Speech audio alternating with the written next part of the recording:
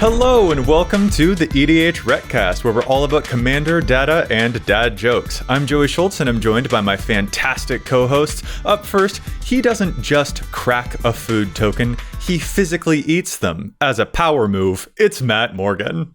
So in 3,026 years from today, life will either be really, really good or really, really bad. I would say it's 50-50. I did math while you were telling your joke, and I'm proud of myself because that's not a strong suit. Well, that was better than a coin flip on getting the year right, so nice job there too, Joey. I'd rather have 2020 vision about, no, that joke is less good than yours, actually. I'll rethink that one. It's just the fives and twos, you just flip them upside down, so yeah, again, flipping it around. All right, cool. Up next, he's like, hey, Matt, what the heck? Why are you eating those tokens? Those were my tokens. It's Dana Roach. My friends and I were out the other night and we were having a conversation trying to figure out what the best pickup line was. And I'm wondering if you guys can maybe help settle this. Based on sales, it's probably the Ford F-150, right? Like over the last 10, 15 years, that's probably been the most reliable. So I did drive an F-150. It didn't go in a straight line though, but that was my own fault. Okay. Alignment problems. Wow. Dana, top tier. I'm delighted. This is a great intro this week, you guys. That's so fantastic. You gotta zig when you're gonna zag, you gotta zig. That's fair. Sure. All right. Hey, Matt, what are we talking about in this week's episode? So this week, we're going to talk about the custom card categories that we like to use when we're building our decks as kind of a way to act as reminders of how we're actually trying to build, where we're going, and what we need to make sure we're adding. Yeah, you might say that we're speaking categorically in this episode. There it is. You might say that, or you might judge me for really bad puns. But yes, I'm excited to get into this episode to talk about the ways that we actually label the stuff that we've got into our decks, because I think having a good labeling system for your deck is a pretty good way to improve at how that deck is going to function. So this will be pretty interesting, but we got some shout outs to do before we get into the main topic. This Sunday, if you're looking to watch a Commander Deck Tech stream, I will be on twitch.tv/EDHRECast stream with Jason Alt and Levi Stevenson, September 15th at 7 o'clock Eastern time. So stop in there if you want to watch us try to build a deck over the course of like an hour versus me taking 6 or 8 months. Well, Dana, make sure after you and the team get done building that deck, make sure to put in Ultimate Guard sleeves. They are the best out there. We genuinely love Ultimate Guard products. We've used them years before we even got to partner with them. So thankfully, we are members of Team Ultimate Guard. They're so great. Can I tell a quick story about this? Genuinely, I promise I'm telling the truth. I had a couple of decks that I hadn't played for a while, and then I put them into Ultimate Guard sleeves, and it's like, oh, this is so nice to shuffle. And I've been playing them more as a result of how nice they are to shuffle. Like, this is a true story and I'm just feel like, oh yeah, sometimes a little improvement like that can actually make me have a little bit more affection for the deck that I play. So yeah, I love the shuffle feel on those decks, and I'm glad that it's encouraged me to, play that deck a little bit more often. Yeah, you'll play the decks more. And if you want to play against Dana and I more, you can make sure you go to the Magic Summit, which is coming up in November. Use promo code EDH when you buy your tickets. You're going to get a discount for yourself. Play some games with Dana and I'm excited to go out there and get to hang out with Dana, at least for sure, and play games with everybody in our Ultimate Guard sleeves. We will also all be at MagicCon Las Vegas at the end of October. Mm-hmm. So if you happen to be in the Vegas area for whatever reason, including coming to see us, we will be at the event. So find us at a table. We're all pretty easy to find, and we try to play as many games as we can. So walk up, ask if you can play, and odds are we will find room for you. Heck yeah. And of course, if you'd like to get in contact with us a little bit more, you can go to patreon.com/EDHRECast. Join our Discord community. We love hanging out with our community over there. It's a lot of fun. There's games going on. There's all sorts of different tiers at our Patreon too. So if you want to see things like the historic challenge stats picks spreadsheet that we have, if you want to get maybe this handsome t-shirt that I'm wearing exclusive to our patrons, very nice. You can get that over at patreon.com/EDHRECast, where we send swag out to our patrons who have been signed up for a few months. Check that out if you're interested in that too. But of course, there isn't a patron plug without the Patreon shout out. So this week, Sam Stenzel, thank you so much. I'm glad that you stenciled your way to not my best work, but Sam, either way, your best work was going to patreon.com/EDHRECast. So thank you for that.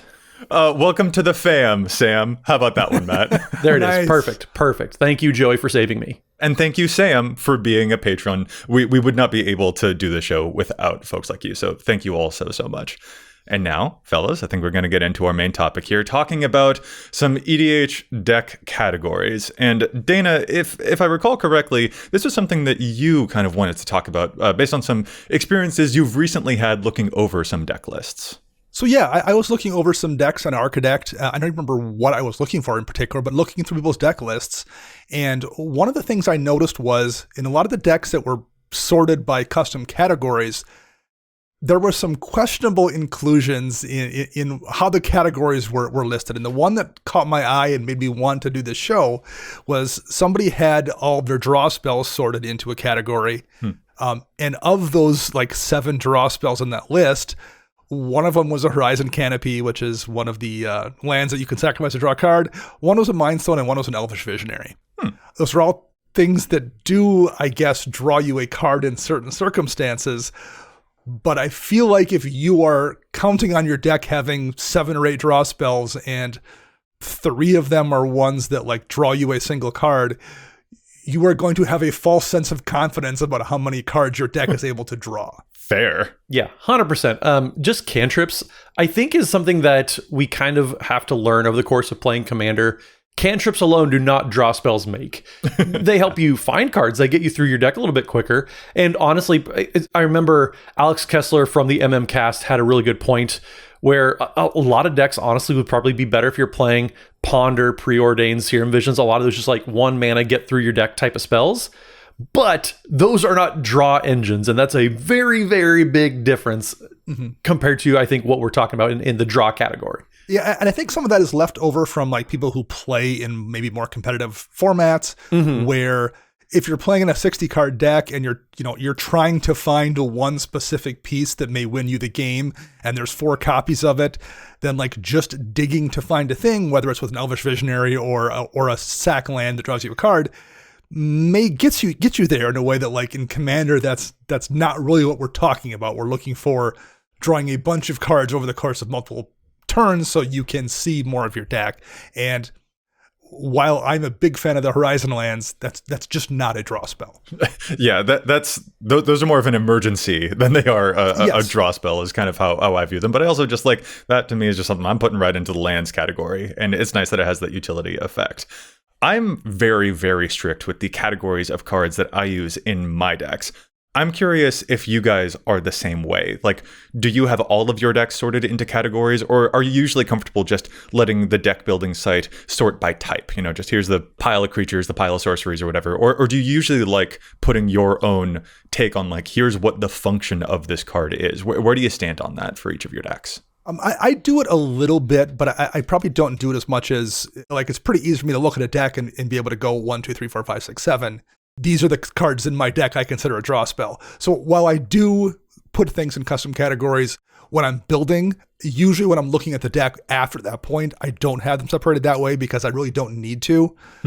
But I think it would be much easier for most people to actually break things down in custom categories as long as they're doing it in categories that like make sense. So I am probably the newest to using these types of categories. So I've been using Archidect for several years now. I only just embarrassingly recently discovered the custom categories and how to properly use them. Thankfully, I got here sooner than, better late than never is my kind of attitude with this. But all that to say, I don't know how I did without these for just the longest time, honestly. Bro, it's so good, yeah. The deck that really tipped this off for me was my Arden and Kedis deck, because I have so many artifacts that are doing different things. And so I have to like piece through everything. I'm looking through 30 plus artifacts trying to figure out what everything does. Having custom categories made managing just that one individual deck infinitely easier.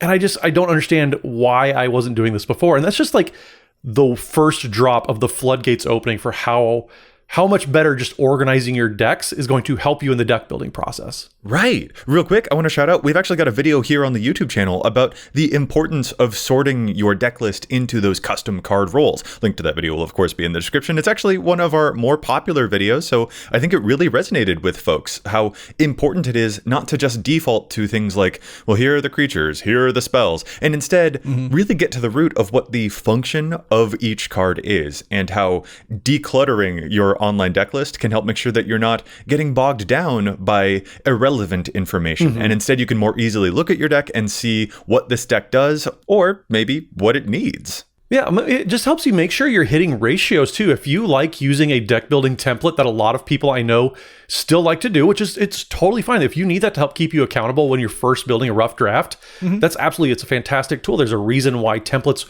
were kind of the gold standard for a long time. But if you need to use those custom categories just to make sure you're hitting your bare minimum starting points, that's super, super valuable to making sure just the first version, the rough draft of a deck, actually functions like a deck that you kind of had in the back of your head. Yeah, completely. Like the fact that my Shrine of Loyal Legions is an artifact in my Thalisse deck and my tokens deck is less important than the fact that it is a token maker. Like, and so I want to put it into the same category as my Battle Screech or as my Release the Dogs or my Elspeth. I have an Elspeth in that deck. The fact that she's a Planeswalker, to me, I don't want that to be in a separate category. The function that she is serving is like, cool, I need to make some bodies, and that's the thing that this deck, this tokens deck, is going to take advantage of.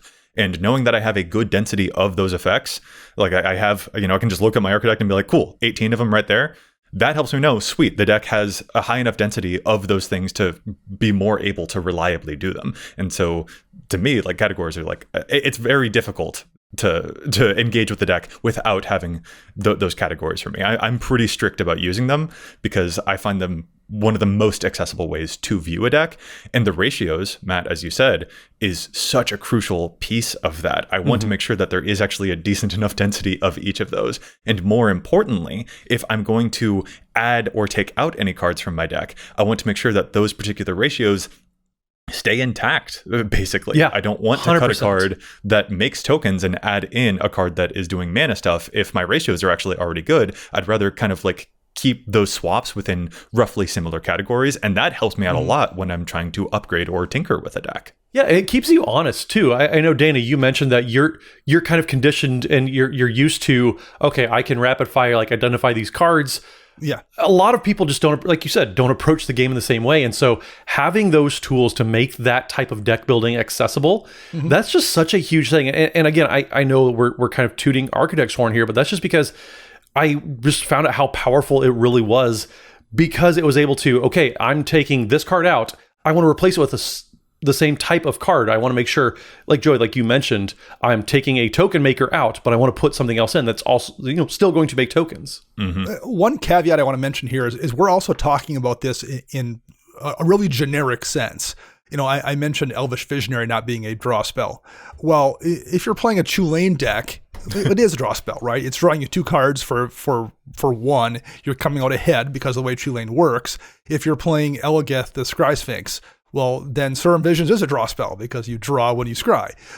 So we're not talking about like those corner cases where like those things might in fact be draw spells or might in fact be ramp spells or whatever.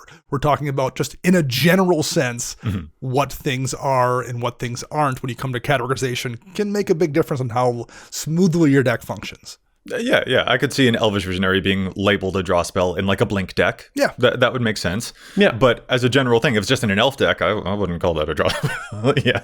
And having that distinction of like, this is filling the function of another body on the battlefield, that is more important probably to like a regular elf deck versus like, like those categorizations help matter, and they help differentiate what those different decks are up to, what a blink deck or an elf deck, the way that their strategies are going to try and execute themselves. Yeah, I mean, Urza's Baubl's not a draw spell, but when I cast it like 8 times and it goes to the trader, well, it kind of is a draw spell. But that's not something that applies to most people. And if you are categorizing that in your Lady of the Mountain deck as a draw spell, you're going to find yourself hurting for card draw over the course of games. 100%. Matt, did you just look up Lady of the Mountain to see whether he made that up? I don't know if he made that up. Yes, I actually did know that was a real card. So nice job with that reference though, Dana. But yeah, context is super, super important. So again, like we said, really just is up to the brewer to make sure you're managing your categories and make sure you're not just using a blanket way of applying these categories the same way Dana does or the same way I do, because they're going to vary wildly from person to person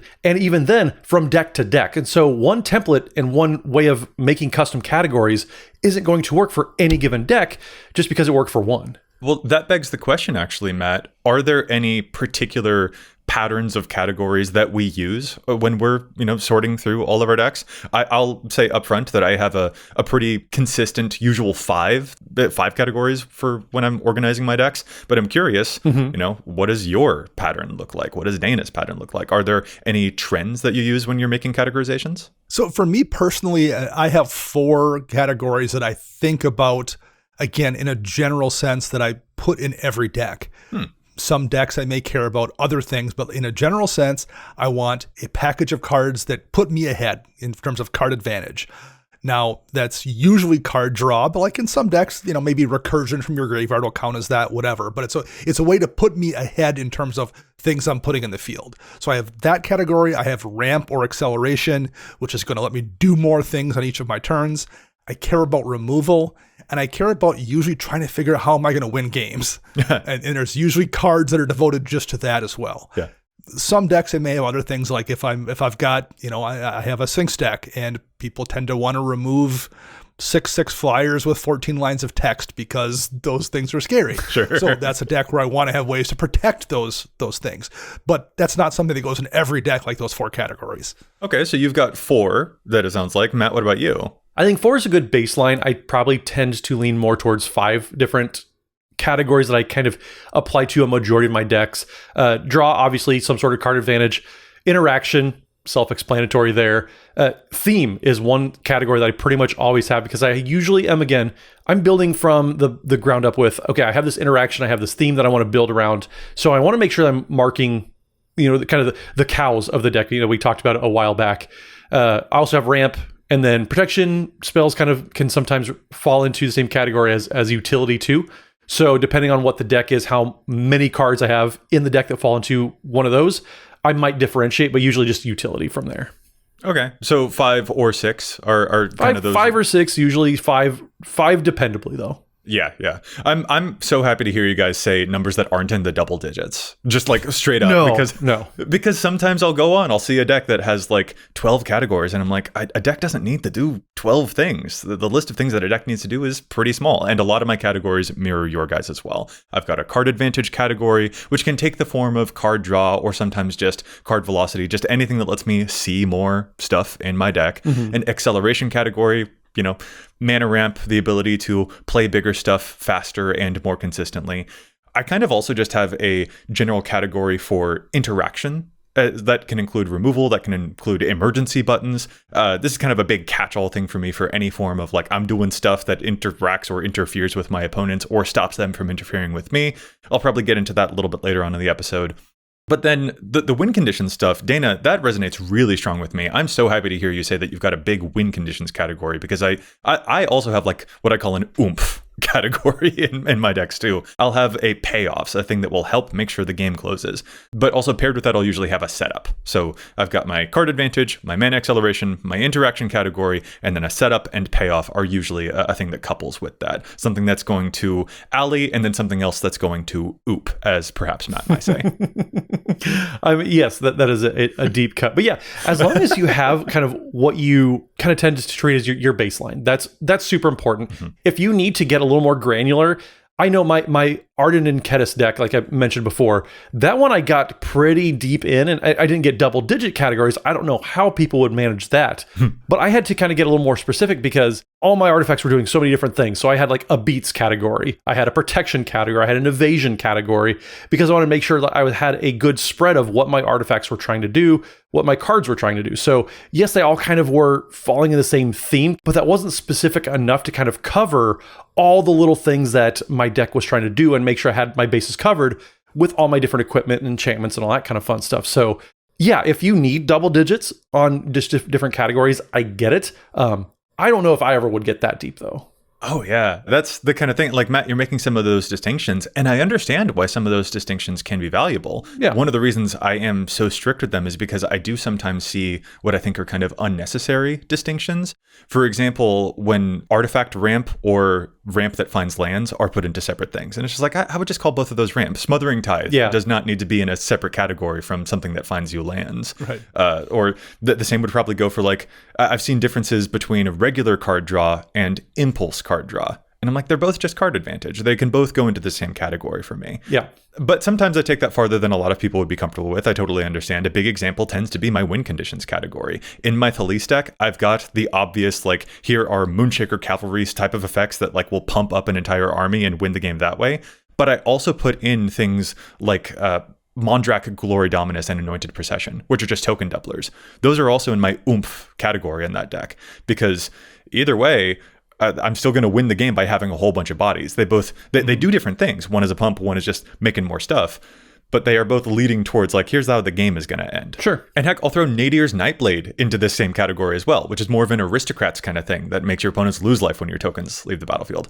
All three of those are very different effects, but they all achieve the same end goal. They're going different paths up the same mountain. So to me, I'm just like, bang, put them all into a simple category. And that's so easy for me to look at and immediately clock, I've got this many things that will help win game in my deck. That's a good ratio that I can keep track of. So one thing I will say in defense of a bunch of categories is I do sometimes see people do things like have a ramp category that has, 7 different ramp artifacts in it. But one of them is a Gilded Lotus, and one of them is a Thran Dynamo, and one of them is, something else that costs 4 or 5 mana. One of them is a Caged Sun. And like, well, okay, those give you more mana to take bigger turns, but those aren't necessarily ramping you ahead, because those aren't the things you can play until like turn 4 or turn 5 or turn 6. Mm-hmm. So perhaps that's something that someone could bust up into.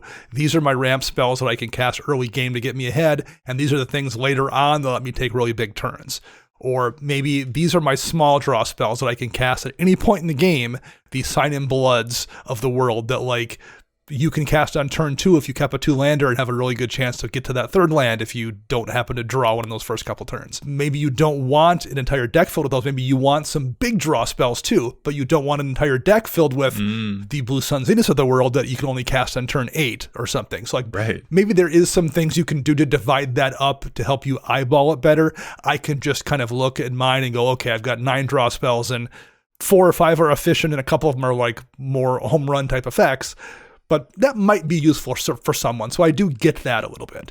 Yeah, that totally makes sense. It almost could make sense to have categories for like early game, late game kind of stuff, to be honest. And frankly, that's another kind of thing. You can also, on certain deck builders, like Architect, I know we've been saying them a lot, you can sort by mana cost, which is also cool. Fun fact, EDHREC, you can sort by mana cost now too. I did a whole video talking about that, actually, if you want to see some of the cool new tools that EDHREC has implemented. And you can sort by budget, or sort by salt score, or sort by things like mana cost on the EDHREC page, which is very handy. That is a really cool way of checking out the stuff. And I think that's why this type of topic is so fun and important to me, is because viewing your deck through different lenses than just the generic, here's, a pile of creatures, here's a pile of sorcerers, whatever. Viewing your deck through a different lens can give you a new perspective, and a new perspective can help you play that deck better, which I just think is so freaking cool, that just like adjusting the way you see your deck can actually help you engage with it even better.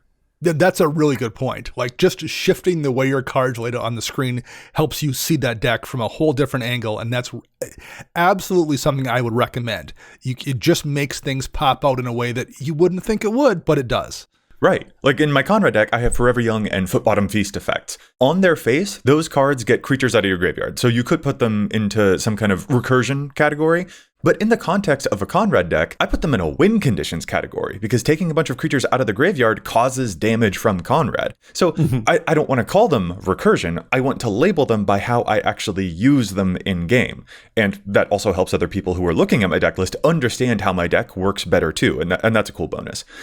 I also have cards like Zurin Orb in my Titania deck. That's a card that sacrifices lands to gain life. You could label it just as a life gain card, because on its face, that's what the card does. But in that deck, calling it life gain would be next to meaningless. For Titania, that is a token producer card, because losing lands causes Titania to make a whole bunch of elementals, which I will use to win the game. So try out putting cards into unusual places in your deck list, calling them different things, giving them different labels to activate activate your brain and maybe hone in on how it is that you actually use those cards during game. As another example, like, are you putting counter spells in a removal category or are you putting them in a defensive category? Interrogate how you actually use those counter spells, because knowing the function that you actually deploy those cards for could help you find out how useful they are and whether those types of cards are upgradable in those slots even. Like, if you are using counter spells on creatures, then cool, maybe removal is the right label. But if you're only using them defensively, maybe there are some more cost-effective counter spells like Stubborn Denial that might end up being better in that slot. And you'll recognize those patterns simply by trying out different labels on your cards. And that's what can make understanding the custom categories of your deck so important. Well, Joey, so there's actually another tool that I think really helps me stay accountable to categories. I know there's a feature on Architect you really want to talk about too, but I think we got to get to challenge stats real quick first, and then we'll get into some tools Architect has that really help us use these categories even better than they are just at face value. Yeah, even more stuff to help level up our game. I like that, Matt. But you're right, it is about time for Challenge the Stats. So how about we talk about some of the data on the EDHREC, whether we've assorted it by mana value or not, that we don't always agree with. So how about we challenge some of those numbers? All right, I'll start us off with Challenge the Stats this week, and I'd like to talk about some Azorius Vehicles stuff. Y'all remember Kotori Pilot Prodigy? That's the 3-mana Azorius Moonfolk Pilot. It's a 2/4 that says vehicles you control have crew 2, and also some ability to give them lifelink and vigilance. But basically, Kotori is a really cool way to just crew any vehicle that you've got. And it's kind of an interesting deck. Shorukai definitely captured a lot more people's interest from the Neon Dynasty set than Kotori ever did. But I want to talk about a card that I think is pretty cool for vehicles decks, but it's only showing up in one of the 2,000 Kotori decks that exist right now. And that's the card Mirren Spy, a 3-mana 1/3 drone with flying that says, whenever you cast an artifact spell, you may untap target creature. So whenever you play an artifact, you can untap Kotori or whatever is on your field, which will allow you to crew even more stuff. This one creature can help you do a whole lot of crew.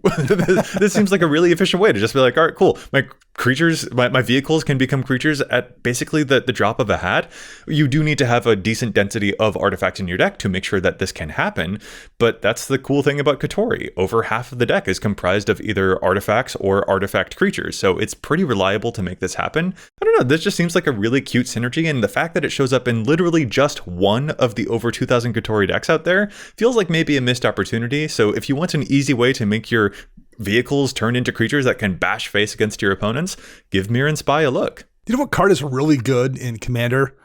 Wilderness Reclamation. And like almost 79,000 people agree with that statement because it's in about that many decks in EDHREC.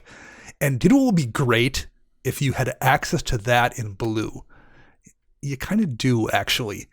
Shadow of the Second Sun is in about 3,800 decks in EDHREC right now. Yes, it costs 2 more mana than Wilderness Reclamation. It's 6 mana versus 4, but it's Wilderness Reclamation stapled to a better Phyrexian Arena because it draws you a card, and it also gives your creature pseudo vigilance because they untap during that untap step in the beginning, and it gives you additional upkeep triggers. I think because Sphinx of the Second Sun is so confusing, a lot of people have avoided Shadow of the Second Sun. And like I said, 6 mana is not the same as 4. But in blue, the ability to have all of your mana untapped and available for the next person's turn, still letting you do counterspell stuff after doing all the things you wanted to do on your turn, is really, really useful. I think just in a general sense, this card should be in more than 3,800 decks. I've never seen it come down when it didn't do a ridiculous amount of work. And if you're playing blue and you don't have access to Wilderness Reclamation, I really think you should take a look at Shadow of the Second Sun again. It's under $1 and it way outperforms how much it costs to put down on the table. Dana, I was fully about to be like, well, it might not be in that many decks because it might be expensive. I mean, it's a mythic from, it's $1? It's $1. What the? Yeah, I think the fact that it gives additional upkeep effects probably makes people feel like it's got to be relegated to like the Obekas and Ninth Doctor and, Joyra type of effects that care specifically about additional upkeeps or like would be able to use the upkeep. But it's also just a good Wilderness Reclamation effect, and it's $1. Yeah. Dana, this is a terrific pick.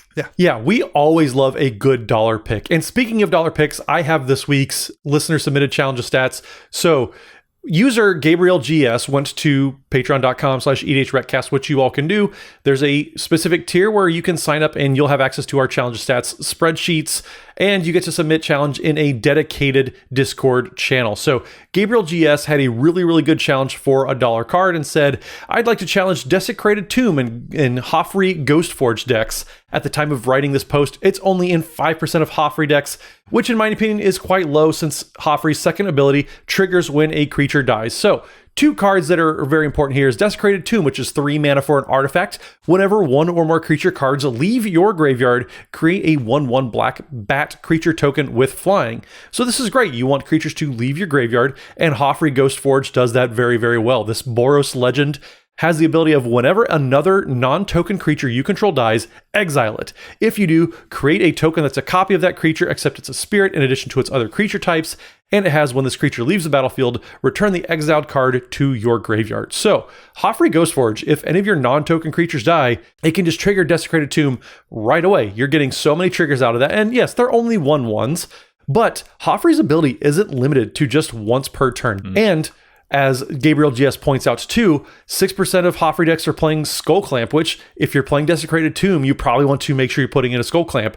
And then you also get all these token doublers that you're playing in these Boros colors. You have, Anointed Procession. There's all sorts of different things like that can double your tokens. This is a great list. It's so easy to trigger Desecrated Tomb with Joffrey in the command zone, so you probably want to give it another look. Only 5% of decks, that seems pretty low for such a powerful synergy that is, as we said, uncapped in how many times you can trigger it each turn.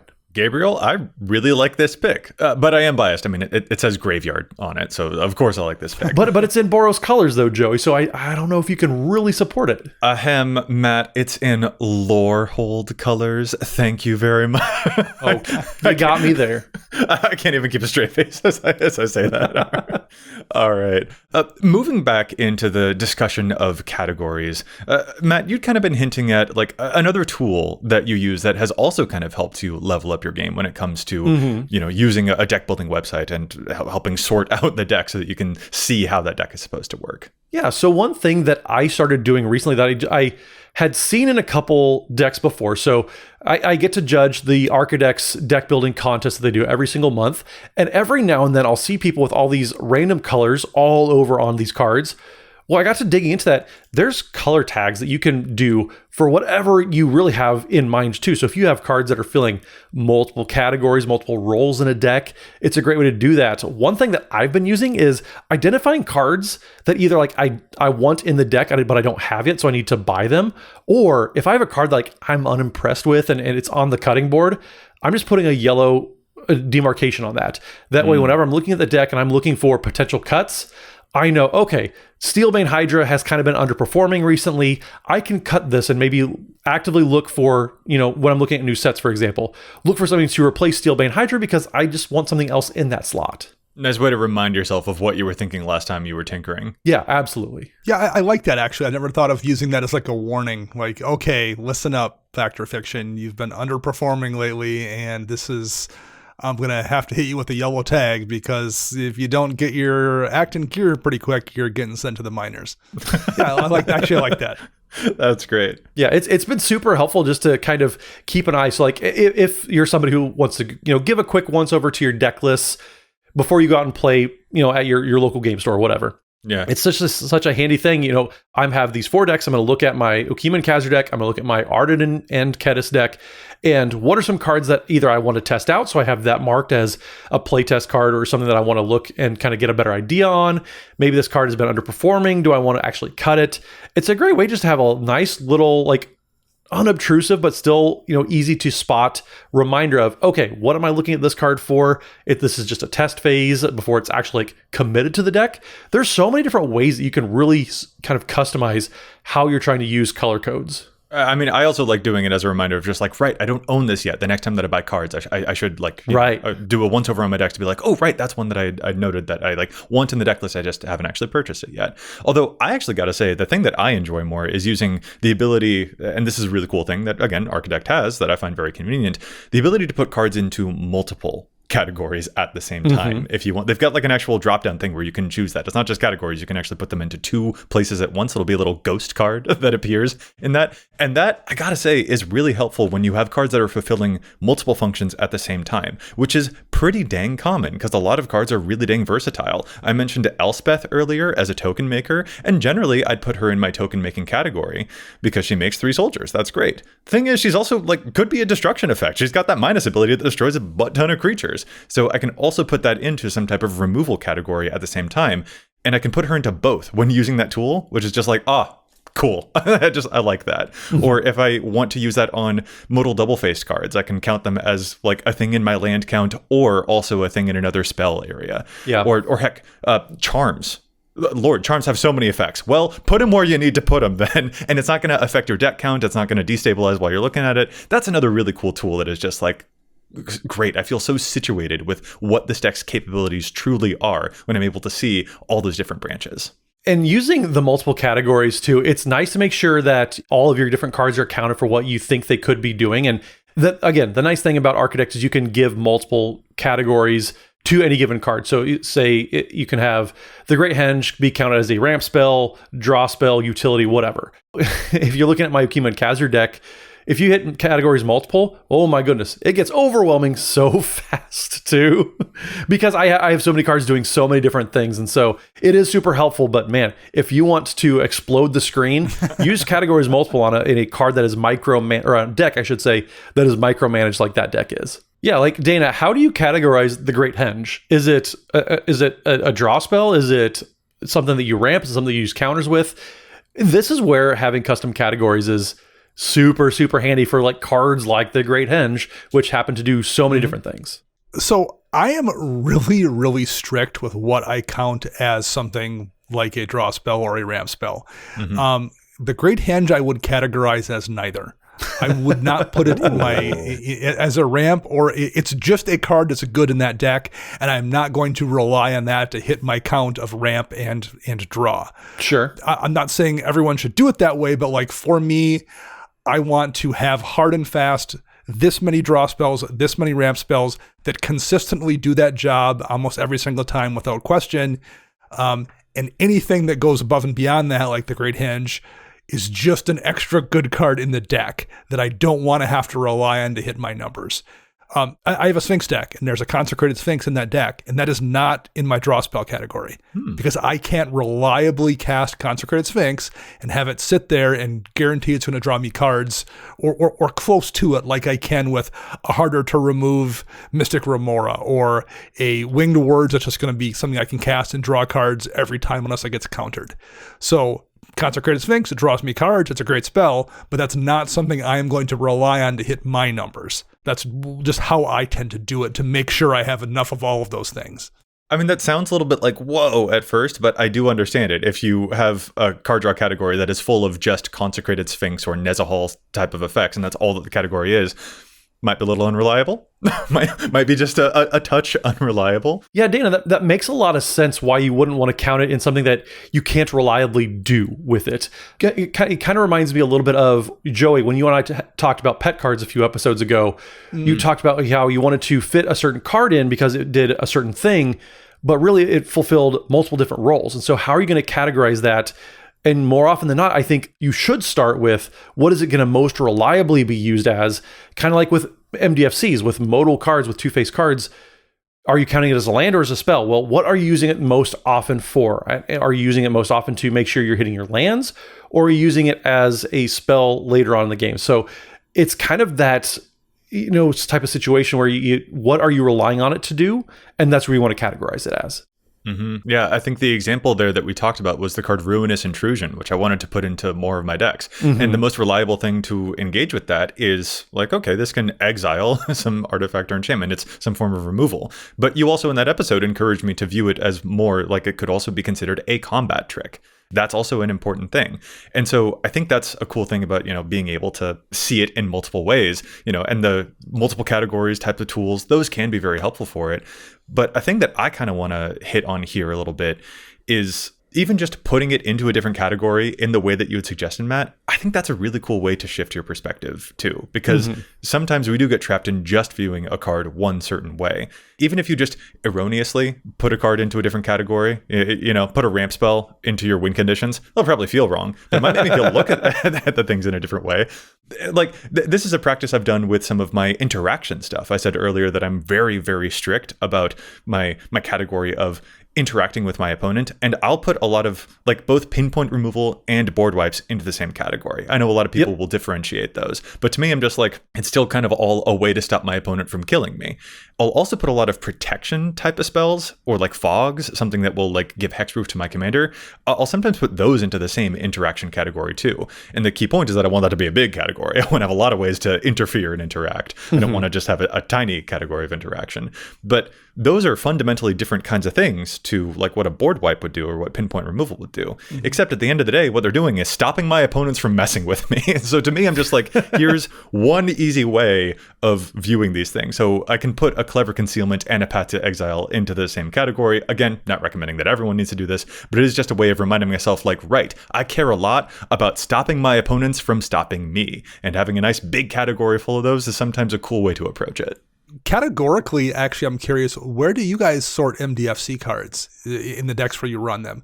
Do you lump them into the lands category? Are they spells? How do you handle those?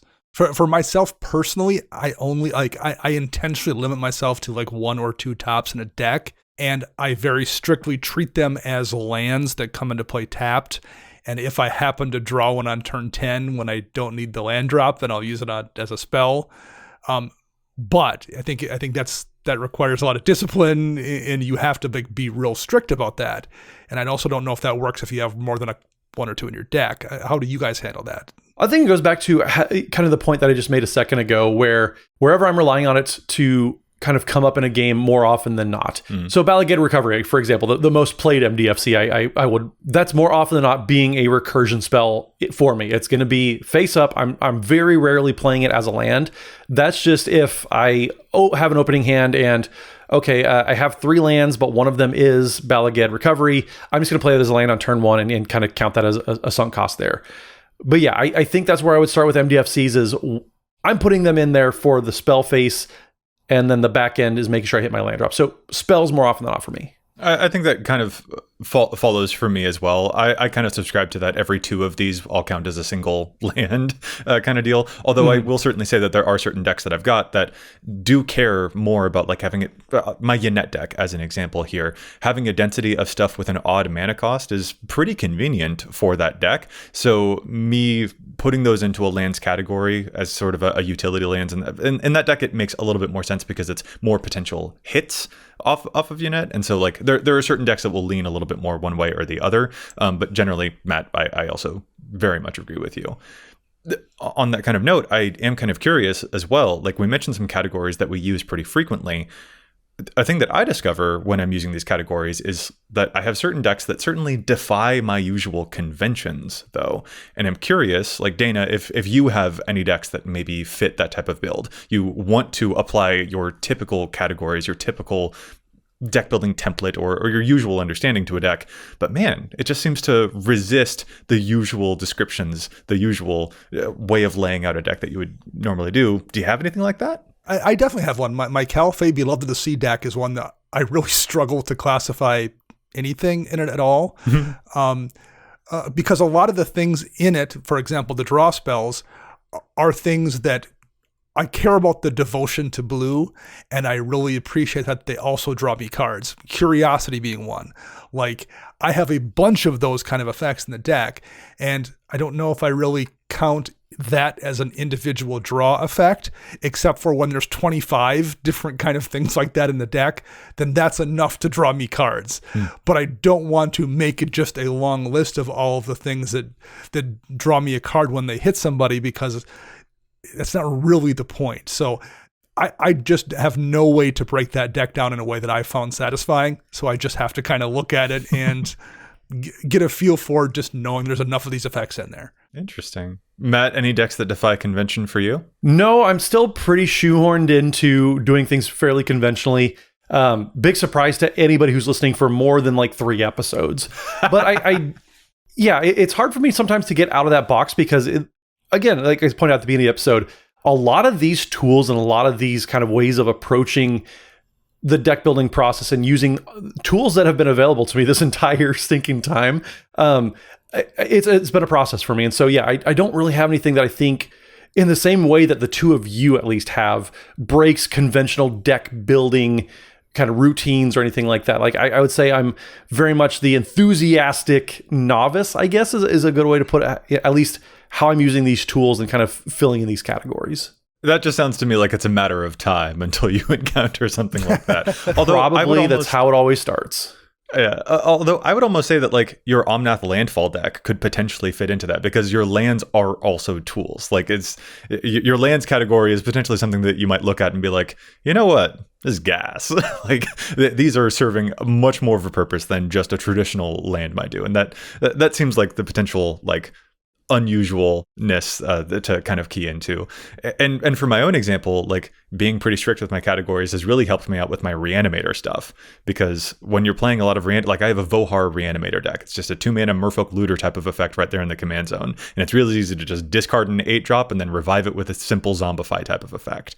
And when going through that deck and playing it a whole lot, applying traditional convention, my usual categories of like, oh, I'll usually have a mana acceleration category. Girl, I didn't need it. Like, Reanimator does not need it because I've got so many Reanimator spells in that deck already that are cheating on mana costs. And that is a helpful way for me to break things down and notice, oh, this is why I'm able to get away with breaking that convention, because I know how those types of things already work so well in other decks. I've been pretty strict with them there. I can learn that lesson about when to break that for this other purpose as well, and see when certain categories are serving the functions that other categories might be serving in other places.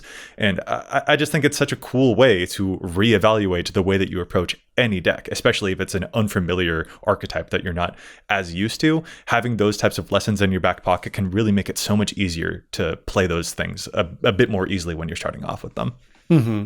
Let me also ask you guys this. If you find a card that doesn't seem to fit into any of those categories, does that strike you as a sign of like, oh, maybe that's a card that I ought to cut from this deck because it's not fitting in with the other things that the deck is clearly after? What do you think about cards that feel a little bit hard to justify in any specific spot? I mean, that's kind of why I put the utility category in there, is for kind of a catch-all net for cards like this. I don't usually think that they're worth cutting because I'm considering them for a specific reason. And just because they don't fulfill like a certain category that, you know, everything else is falling into, there's still some utility there, which is why I named it the utility category. I would say so. Yeah, I don't think just because it doesn't fit into something specific that I'm trying to do that other cards are, doesn't mean I should be looking to cut it. I mean, maybe I look for the utility category for early inspiration for some cards to cut, but that's not usually my first instinct. Yeah, I tend to agree with Matt there, although, like I noted, I'm not maybe as rigid with categorizing cards as some people, so this category is probably relatively broad for me. I have sudden spoiling in quite a few different black decks. I'm not sure what I would categorize that as, but it does plenty of work in the general sense, so like I definitely wouldn't be pulling it just because I wouldn't know what to call it. But I understand what you're saying too, Joey. There's definitely situations where, like, if you don't know what this card is doing or can't pinpoint what it's adding to your deck, then why is it in the list? I do get that logic for sure. Yeah, I think that's just kind of it. Is that like Matt, you preach a lot of intentionality with, you know, the card choices that you make, and that's the thing that I want to make sure I'm conscious of. And this is a way to remind myself of that. It's just like I should know the function that each card serves because that's why they're here. And I wonder, though, you know, at the end of the day, even if I can't necessarily label exactly where I would put the card Thrilling Encore in a deck, like would that go into utility? Would that go into where would I put this? Mm-hmm. Even if I can't necessarily label it, maybe what I do need to do for some of my decks is more, Matt, like what you suggested, of just like, here's the stuff I like category. And that's a perfectly good category to have, too. That's a very intentional place. Yeah. And it also gives you a sign, or maybe even just, I'm using those tags on it, Matt, like maybe you were saying, of just like, I don't need to touch this because it's just a card that makes me smile, and that can also be a really big thing too. Marking cards that you want to cut, and in the same breath, marking cards you don't want to cut. That's something that I think has a lot of value there. And yeah, sometimes I don't want to make a category for one card. I don't want to make a category for like 5 cards that do one thing that kind of do everything. Like, so for example, Forge Anew and Gold Warden's Gambit. they're kind of doing things very unique to that deck that they're in. Gold Warden's Gambit, I guess I could make a category for like rebuilding or something like that. Or I could just throw it in utility with everything else that does kind of a unique effect towards the deck that I still want in the deck. I just don't want to make all those micro categories and get, double digits on the custom categories that I'm putting on any given deck. It sounds like a lot. Visually, it's a lot to try and sort through. Visually, yeah, and that's just too much. I'm just getting my feet wet with all these things. I'm not trying to do too much at once. No, I think decluttering your deck is a really cool way to approach it, and it helps you view your deck in a new light, and you can tinker around with where things feel like they should go, and potentially that opens up new neural pathways in your brain to be like, oh, here's another way that I could use this card, and that can help me out with a couple of other types of tricks in an actual game. Yeah, I think to bring this all kind of full circle, there's not necessarily a right way to do it. You have to find the thing that works best for your brain and your eyeballs and your deck building style, and just figure out the way that like best lays that data out for you, with the word of caution that like you aren't categorizing things in a way that makes your deck look like it functions differently than it actually does. And hopefully, Dana, it prevents people from putting Mind Stone as a draw spell in future stuff. There we go. Just hopefully, because yeah, I would agree with you. Not the kind of thing that I would put into a draw category. And maybe that's a sign of like other stuff that the deck might need to flesh out before you hit your next game night. Absolutely. Boom. All right, this has been a really fun talk, you guys, but I think on that note, it's probably time for us to close the episode down. So if our listeners want to get in touch with us, maybe tell us about the categories that they use when they're building their decks, where is it that they can find us on the onlines? So you can find me on pretty much any social media platform at Mathimus55. That's MATHIMUS55. And don't forget, we are proud members of Team Ultimate Guard. So if you catch us at MagicCon Las Vegas, at the Magic Summit, any of those events coming up, we're most certainly going to be rocking all of the Ultimate Guard hardware because it's just the best and you can't compete with that. You can find me online at Dana Roach. I'm writing articles for EDHREC and Commander's Herald. You can find all of us together at patreon.com/EDHRECast. And you'll be able to find me on Sunday, September 17th at 7 o'clock Eastern on twitch.tv/EDHRECast, helping brew a deck with Jason Alt and Levi Stevenson. Nice. And I'm Joey Schultz. You can find me everywhere online at Joseph M. Schultz, and you can find the cast everywhere online at EDHRECast. Plus, if you got a question for us, you can contact us at EDHRECast@gmail.com. Listeners, we'll be back at you next week with more data and insights, but until then, remember, EDHREC your deck before you wreck your deck.